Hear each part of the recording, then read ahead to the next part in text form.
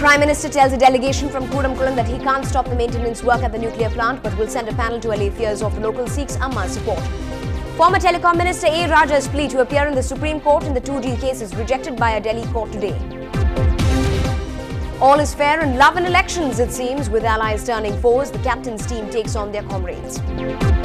Is this the result of bad urban planning in Chennai? Hardly any takers for existing overbridges, but guess what? There are more coming.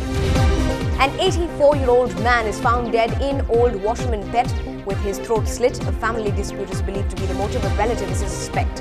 And at the International Sailing Regatta in this city, 2 sailors from Tamil Nadu make a podium finish. Welcome to your primetime bulletin this Friday night. I am Evelyn Matthew and will be bringing you all of the civic polls lead up and the fireworks we can expect between political parties in the next few days and the Prime Minister's word to Amma tonight. Lots more lined up for you in the next 30 minutes, but that's before the national and world headlines now. The custodial death in Srinagar snowballs into a major political crisis. The son of the dead man says his father was involved in a fight at the chief minister's residence. Obama says the ISI's links with insurgents are a worry. The relationship with Pakistan will be constantly evaluated. The hearing of IPS officer Sanjeev Bhatt's police remand is postponed. His bail plea is on. And 3 women share the 2011 Nobel Peace Prize: Liberian President Ellen Johnson, peace activist Lema Gabawi, and Tawakkul Karma. Our top story tonight.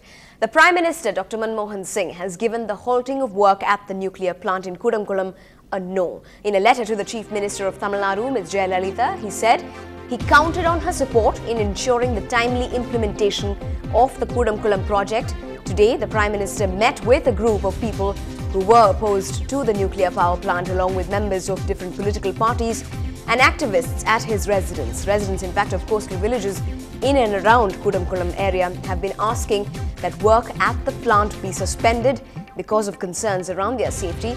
But various expert agencies and the union government have guaranteed that the plant, which is designed to generate more nuclear power than anywhere else in India, has been certified as one that meets international safety standards. The Tamil Nadu cabinet last month, in fact, had only passed a resolution asking for the Prime Minister's intervention. In some more national news that's had state impact, looks like the slightest glimmer of hope for former Telecom Minister A. Raja has disappeared. He has been told that he cannot attend Monday's hearing in the Supreme Court on the 2G scam that he allegedly masterminded. A special court that's handling the 2G scam in Delhi turned down his request this morning.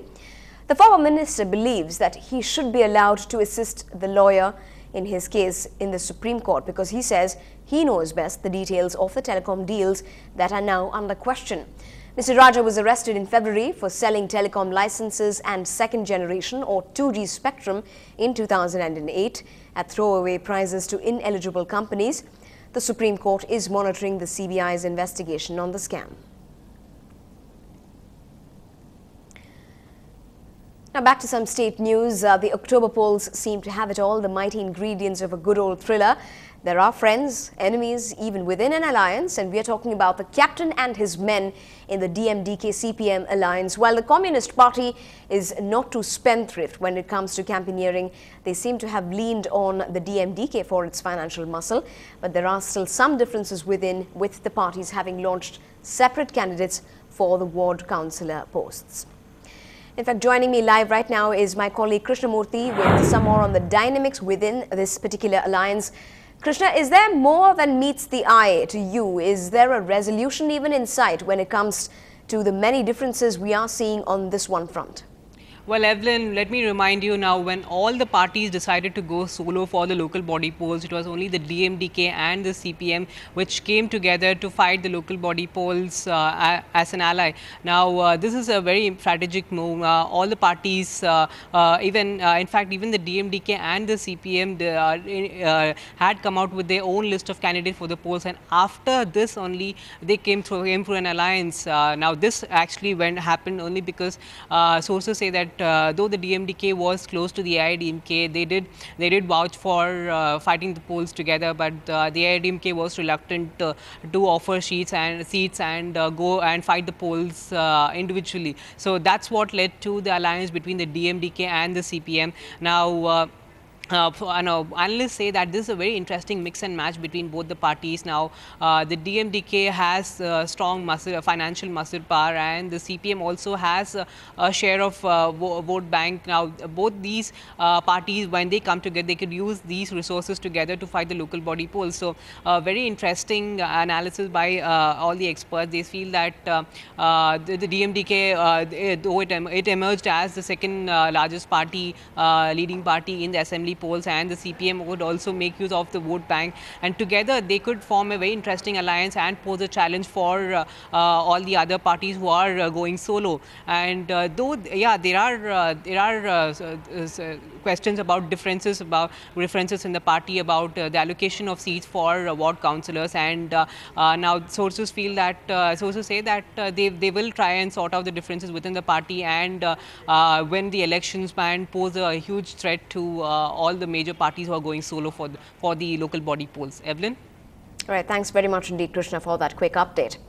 Now, ahead of those local body elections, the usual festivities associated with it seem to have dampened over cost cutting. Now, every time a campaign vehicle passes your office or even your house, the first thing you'd probably hear these days is the booming noise, not followed by an entourage of vehicles, but just one campaign vehicle. Pratiksha Ramkumar tries to figure out why the festivities during the local body elections this time seem a little less festive. On the campaign trail with mayoral candidate M. Subramaniam, his convoy comprises just 3 bikes, his campaign vehicle and a car. Isn't that much smaller than the usual campaigns? This is the impact of the Election Commission's strict expenditure limit. தேர்தல் ஆணையத்தோட அந்த கட்டுப்பாடுங்கிறது வரவேற்கக்கூடியதுதான். அது வெறுமனே எதிர்க்கட்சிகளுக்கு மட்டும் ஆளுங்கட்சிக்கு பொருந்தாதுங்கிற மாதிரி இப்போ நடைமுறையில் இருக்கு. இப்போ எங்களை பொறுத்த வரைக்கும் இப்போ நீங்க பார்க்கறீங்க ரெண்டு ஒரு ஜீப் அது மாதிரி தோழர்கள் மட்டும் வராங்க. According to the State Election Commission's rules in the candidates handbook, mayoral candidates are not allowed to spend more than 11 lakh rupees for their election campaign. Candidates say this estimate is archaic, especially as many of them can afford to spend much more from their personal kitty. Here are the declared assets of the main contenders. AIADMK's Saidai Duraiswamy has declared 13.91 crore. M. Subramaniam of the DMK has declared 44.5 lakhs. 1.89 crore from Saidai P. Ravi of the Congress. And independent candidate Sarath Babu has declared 20 lakhs. நாங்கள் ஒரு முறை தான் நாங்கள் வாகனத்தை பயன்படுத்துகிறோம் ஒரு வட்டத்துக்கு வரும்போது அப்புறம் மீதி வாகனத்தை பயன்படுத்துறதில்லை நான் நடந்து தான் போய் ஓட்டு கேட்குறாங்க பேசிக்காக சட்டமன்ற தேர்தலை ஒப்பிடுகின்ற பொழுது மாநகராட்சி செலவு தொகை என்பது 15 வருஷம் 20 வருஷத்துக்கு முன் நிர்ணயம் செய்ததா அப்படியே வச்சிருக்காங்க மாற்றி அமைக்கல. Few candidates though welcome the strict monitoring of expenditure, saying it definitely helps create a level playing field. It is very much probable, but they have to, stick on to like volunteerism of party cadres, and they have to go on with other easy and costless ways of methods of campaigning. Like my wish would be like all the candidates stick on to that limits and play a level field. The idea behind the expenditure limit may be to create a level playing field, but how the Election Commission plans to strictly and neutrally monitor the election expenditures of every candidate is the big question. And candidates say a revised expenditure limit could go a long way to people sticking to it. In Chennai, Pratiksha Ramkumar for Ndtv-Hindu. Moving on to another civic issue that's been experienced here in the city. Now, the concept of a foot-over bridge emerged as a quick-fix solution to jaywalking and accidents involving pedestrians. But people don't seem to buy that idea these days. They don't hesitate to risk their lives rather than walking that extra 100 meters. Our reporter Krishnamurthy did a recce across the city to find out how foot-over bridges have become a no-man's land. If they are meant for senior citizens, then how many of them, whether they have arthritis or not, will be able or willing to climb these stairs? I am on the busy OMR stretch where traffic in the evening is just about on the rise. Now I am using this foot-over bridge to cross the road, and this seems like a tedious task considering the steep flight of stairs. Now, if this is the case for a youngster like me, imagine what hardships any senior citizen would face while trying to use this foot-over bridge.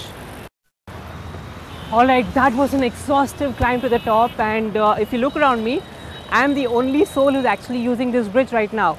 And this is the situation across the city where there are no takers for foot-over bridges. A foot-over bridge meant for the safety and convenience of pedestrians hardly serves its purpose. Take a look at the positioning of this bridge in Saidapet, which is right next to a zebra crossing, rendering absolutely redundant. Pedestrians in other parts of the city don't mind risking their lives, weaving through speeding vehicles to get to the other end.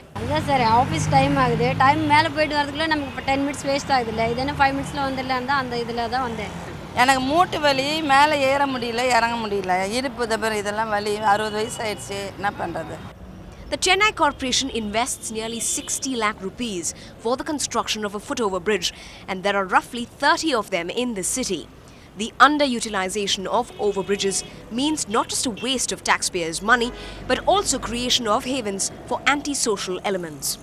நைட்டில் லைட்டாக கிடையாதுங்க எப்படிங்க வருவாங்க ஒரு லைட்டும் கிடையாது நைட்டில் ஒரு லைட்டுக்கு எமர்ஜென்சி ஒன்றும் கிடையாது ஊந்தாங்கன்னா என்னத்துக்கு ஆகுறது சொல்லி பார்க்கலாம். But not every foot-over bridge depicts a haunted look. Round-the-clock traffic on Tidal Park makes this passage a hit among pedestrians.